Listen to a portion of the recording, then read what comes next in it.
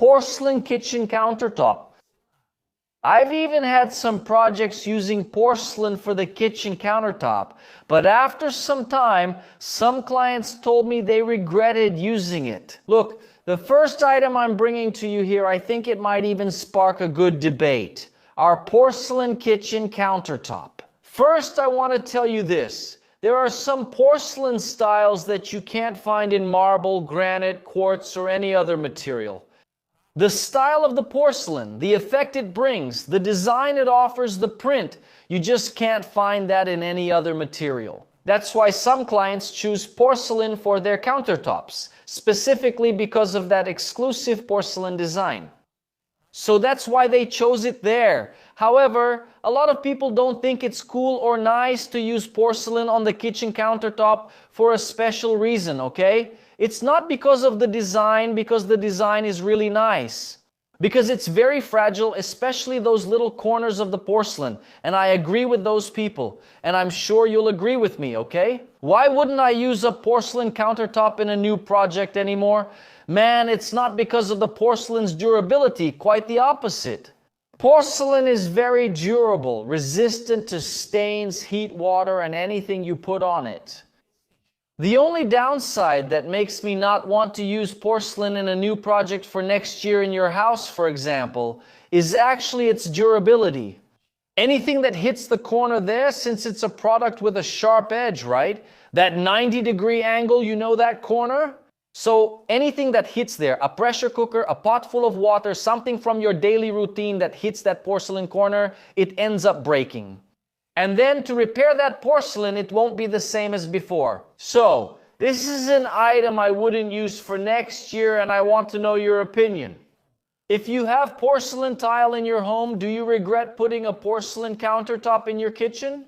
For bathrooms, I actually recommend it, and it looks really nice and cool, especially because of that variety, right? With its finishes, you can do a lot of things. Now for the kitchen, I wouldn't recommend you use it for next year in newer, more current designs. Comment below, would you use a porcelain countertop in your kitchen? Since I talked about porcelain countertops, now I want to talk about dark colored countertops, okay? We know there's São Gabriel black granite and Ubatuba green granite, which are the most commonly used granites because of their value. Their price really, which is very cheap, but it's a very dark color. Now, I don't want to talk to you about price, because if we're going to talk about costs here, obviously I think no other material will beat granite when it comes to making your kitchen countertop in terms of cost. Granite is one of the cheapest materials you can use for your kitchen countertop and still have good decor that's durable in the long run, okay? We know that granite is durable. It's a product that you put in your kitchen, on your countertop, and then you can forget about it. Once you install it, it's there for life, right? So I don't want to talk about the durability of the material itself. That's not what I want to bring to you. What I want to talk about now is the design of the product. Why wouldn't I recommend using a dark colored countertop for your kitchen? First, it's going to make your countertop too dark, and you'll end up stuck, for example, using dark cabinetry as well. If you use a dark stone and dark cabinetry, you're going to make the whole space way too dark. And that's the main reason why I wouldn't recommend using a dark colored countertop. Just pay attention, guys. I just don't recommend using it in a new project, mainly because of the aesthetics. It's not because of the product, it's not because of the price, it's not because of the durability, which we know is good, especially with granite. But a dark color on the countertop, if you're using dark cabinetry and already have a dark floor, why use a dark countertop as well? You're going to make your space too dark, especially. We're talking about a kitchen. We're talking about a space that needs lighting. We need a bright environment. It's a kitchen, guys. It's not a bedroom. It's not a TV room. It's the kitchen. It needs to be a bright environment. So you can prepare food, cook. You've got the stove, the oven there. So in a new project, I wouldn't recommend using a dark colored countertop. However, I know very well that there are projects where using a dark color on the countertop looks really beautiful, okay? As long as that's when I'm in favor. Now I'm going to say the opposite of what I just said. I'm in favor of using a dark colored countertop as long as your floor is a light color and your cabinetry is also a light color. And when I talk about cabinetry, I'm talking about the base cabinet and the upper cabinet. Basically all the cabinetry and woodwork. In your kitchen, we use light colors and especially use cool white or neutral white lighting and plenty of lighting. So that the dark, this dark black countertop doesn't end up taking away too much of the lighting. So I agree with you on that, but it's also a design choice, a style, and I'd like to hear your opinion. If you have this product on your countertop, there's no problem at all. It's an excellent product. But for a new project, if you were going to renovate your kitchen, would you still go with a black countertop? The most common ones are Preto São Gabriel, Verde Ubatuba, which are dark granites, or even quartz. There are some really dark quartz options too. So, would you stick with that color for your countertop? Let me know in the comments. A full-length aluminum pull on the door, on your drawer, on the door of your overhead cabinet or your base cabinet is also another product I wouldn't use anymore. When I'm telling you this, look, we already have the first 3 items here, just in the kitchen, okay? And I haven't even moved on to the others yet. When we're going to do the kitchen cabinetry, the base cabinet, the overhead cabinet, and for those of you who have been following me here for a long time, especially in the recent videos, you know that I don't like to use that full-length aluminum handle on the door. I don't like it, I don't enjoy it. Why? Because of the aesthetics. It might even be functional, but aesthetically, no. And there were comments here that I read from you guys that for those who have this handle on their cabinetry, it's hard to clean. It comes loose easily as you pull it, right? Because of the glue. Usually it's glued. Some are even screwed in anyway. Over time, it needs a bit of maintenance. So I don't like it. I don't like to use a full-length aluminum handle on the door, on the drawer, in cabinetry. What do I like to use? What do I use and recommend? It's using the door itself as the handle, okay? Or maybe a more discreet little handle, something cleaner, softer, so it doesn't take away, so it doesn't take away the beauty of your cabinetry. Imagine, you chose a beautiful color for your cabinetry, really beautiful. It matches the stone, it matches the floor. Then you go and put a big handle all the way across your door. You just ruined the look of your cabinetry. So that's also something I wouldn't use. It's a design choice I would never use in a new project. If you hired me to do it, but I want to hear your opinion. If you have this handle in your house, if it's good, if it's functional, and if you would keep it in a new kitchen renovation project. Here's another one a lot of people will agree with me on. What is it? Several types of flooring in the house, for example. You enter your house, there's porcelain tile in the living room, another porcelain tile on the balcony, another porcelain tile in the kitchen, then there's vinyl in the bedrooms, another model in the bathroom. Can you imagine what a mess that is? So look, having several types of flooring, right, in your house or your apartment. You walk into your house, you have vinyl flooring in your entire living room. Then in the kitchen, it's porcelain tile. On the balcony, it's porcelain tile. In the bedroom, you keep the vinyl. In the bathrooms, it's traditional porcelain tile, and so on. Or on the other hand, you walk in and there's porcelain tile in the living room and on the balcony, right? Or maybe on the balcony floor is lower. Then you have another type of porcelain tile. And in the kitchen too, another type. And then in the bedrooms, you put in laminate or vinyl. So this mix of so many different flooring types in one house, I wouldn't recommend it. I wouldn't use it in a new project. Ideally, you should have at least one type of flooring. Kitchen, living room, TV room, sitting room, and balcony, okay? Maybe even the same one in the laundry room. If your kitchen is connected to your laundry room, then in the bathrooms, you're free to choose, and also in the bedrooms, okay? Because there's a door dividing the living room and bedrooms, the hallway and bedrooms, and there's always a door for the bathroom, so I would always do it like this. One type of flooring for the whole house. Living room, balcony, laundry room, TV room, sitting room, and kitchen. For the bathrooms, you can use a different porcelain tile, that's no problem. And in the bedrooms, you can use vinyl or laminate, okay? But using several types of flooring in a house or apartment, I don't think that's a good idea, okay? And I'd also like to hear your opinion. Are you one of those people who prefers to use just one type of flooring throughout the whole house, even in the bedrooms? Or are you like, no, I don't agree with that?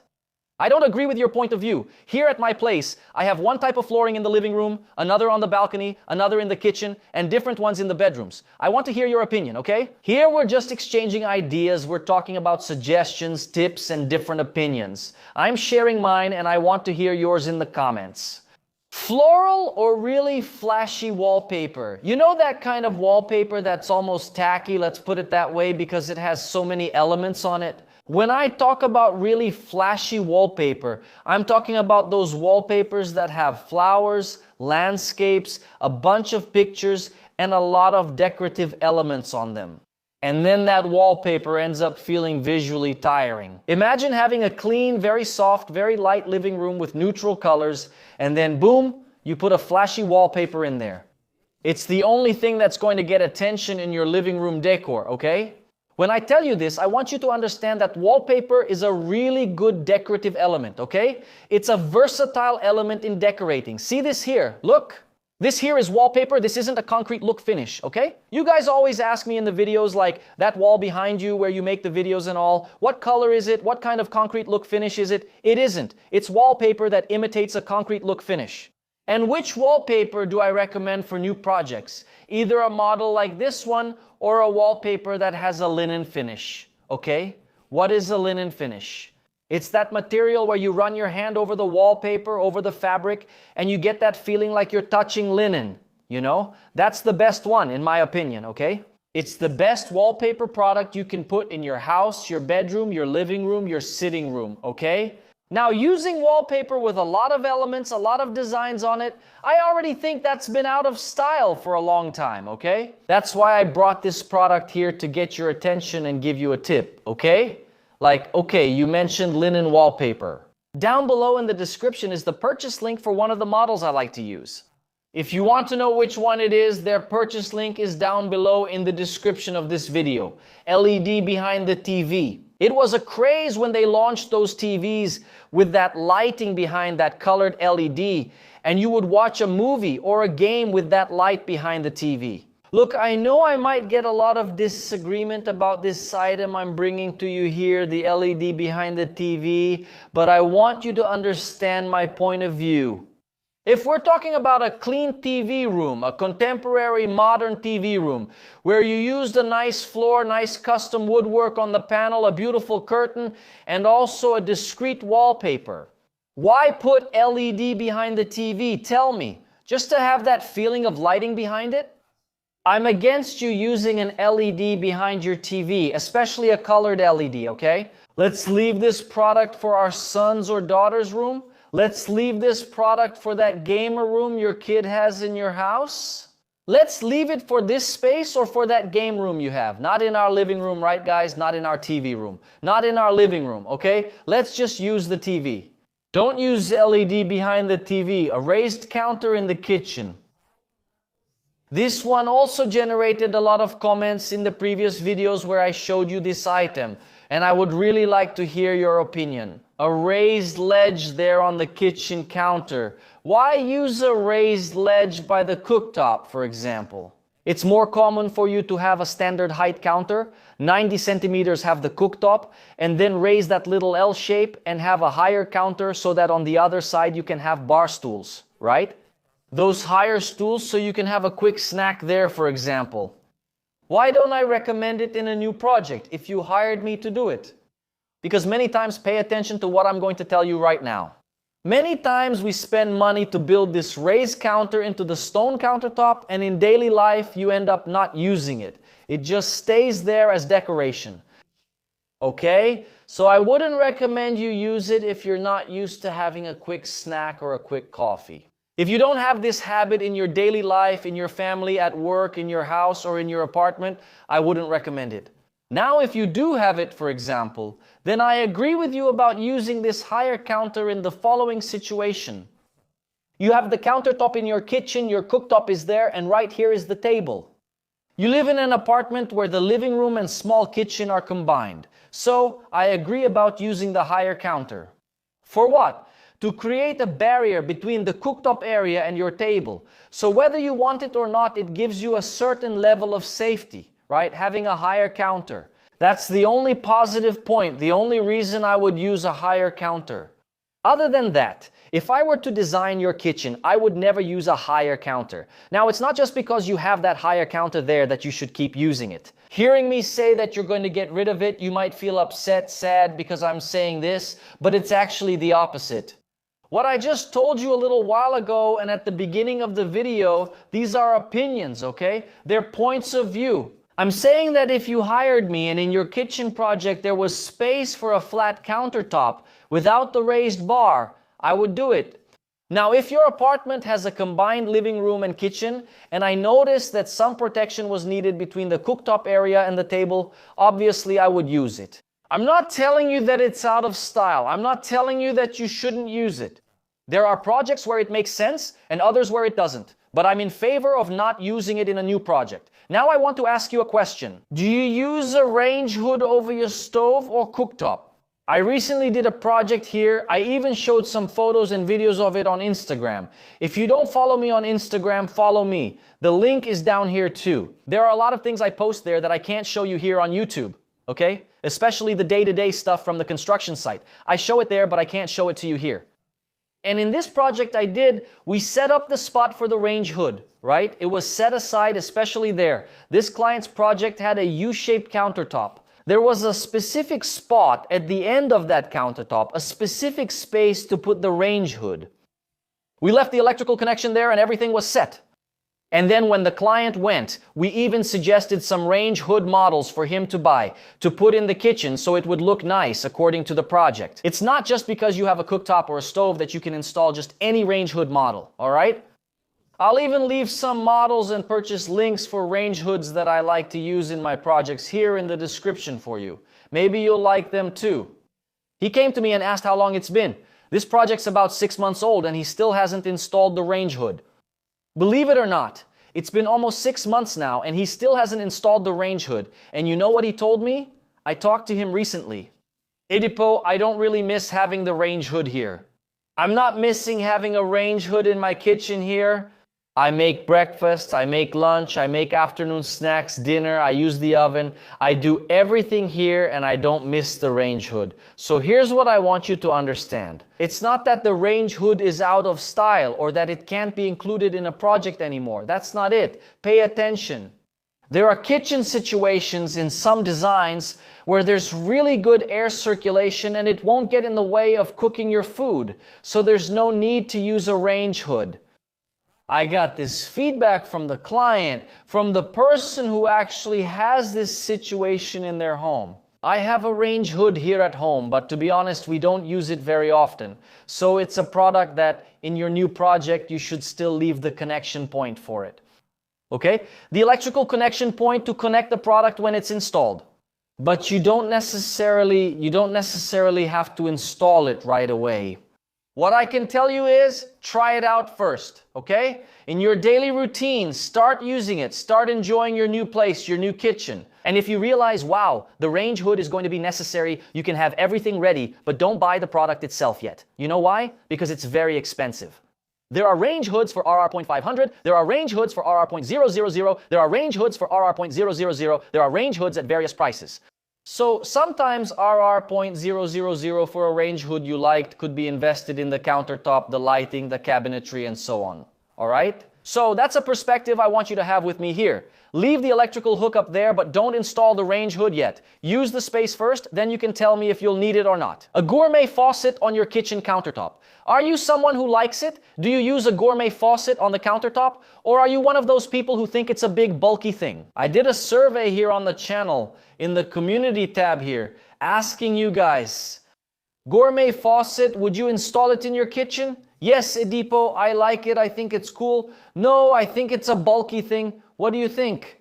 You're going to renovate your kitchen? You're going to make a new kitchen? Would you use a gourmet faucet in your kitchen? Tell me here. No, Edipo, it's a bulky thing. Look, I got the results. It was almost a tie. If you go to the community tab, you'll see that poll there. It was almost a tie. 51 to 49, at least the last time I checked. Okay, it could probably go up or down, depending on who uses it and who doesn't. But if you've been following me here for a long time, I'm sorry. You guys know I'm not in favor of using a gourmet faucet in the kitchen. For a balcony, I agree. Now, for the kitchen, I'm in favor of using a cleaner, lighter, and softer faucet. Something that doesn't draw as much attention as a gourmet faucet. Why? A gourmet faucet, guys, it's got some size to it. It has an arch. It has that glamour. It really draws a lot of attention. And that's not the impression I want to give you in a new project. I want harmony. I want not just the faucet, but all the elements in your kitchen to be in sync. And when you install a gourmet faucet, it stands out. A gourmet faucet. Okay? So really think about whether a commercial style kitchen faucet will look good in your home or not. I'm not saying you can't use it. Pay attention. You can use it without any problem. If that's your style, if you like it, go ahead and install it. There's no problem at all. Let's be happy. Listen carefully to what I'm about to say. Like I've been saying since the beginning of the video here. There are some items that you would ask me about here in the comments. Yeah, okay. Ed, you're talking, but where's the purchase link? You just have to check the video description. There's the purchase link for the commercial style kitchen faucet that I like to use in my projects, and also for some lighter, cleaner models. Alright, maybe you can fit it into your project. There's also the purchase link for the range hood. I didn't mention the range hood to you here. There's their purchase link there too. There's also the purchase link here, for example, for the linen wallpaper. Just click on one of the links below and everything will be all set for you. And also, since I talked a lot about kitchen items here, and now about the commercial style kitchen faucet. Pay attention. Do you see this sink that's showing up here on your screen? I posted this sink model on our TikTok. Here it's Arc 7 Decorações. And this sink model went viral. That video got over 1 million views. Thousands of comments, likes, and so on. It got a lot of attention. Why? Because this is a multifunctional sink. It's a type of sink that we use, but you don't see it just anywhere. It has a commercial style kitchen faucet on it, but it's a lighter, more minimalist commercial style kitchen faucet. It has 2 waterfall spouts. There you can clean, wash food, and it also has a really good flow for everyday use. It also has a glass rinser. Look how cool that is. There's also a glass rinser, which is interesting. So if you want to take it up a notch, I even like to joke around. I joked a lot with the guys when I posted this video on our TikTok and Instagram. If you want to go viral too. If you want to have a kitchen that stands out, put in a sink like this and see for yourself. There are various sizes and prices. If you want it bigger, really large.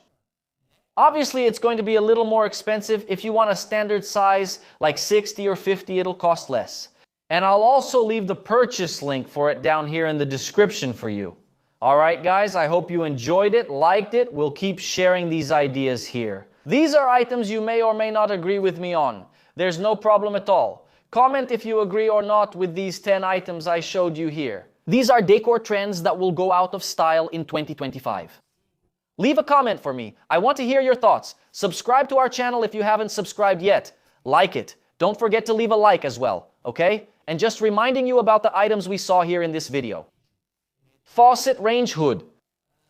Wallpaper. I also mentioned the sink. All their purchase links are down below in the description of this video, or also in the first pinned comment, okay? I hope you guys enjoyed it. Hugs to everyone, and I'll see you in our next video.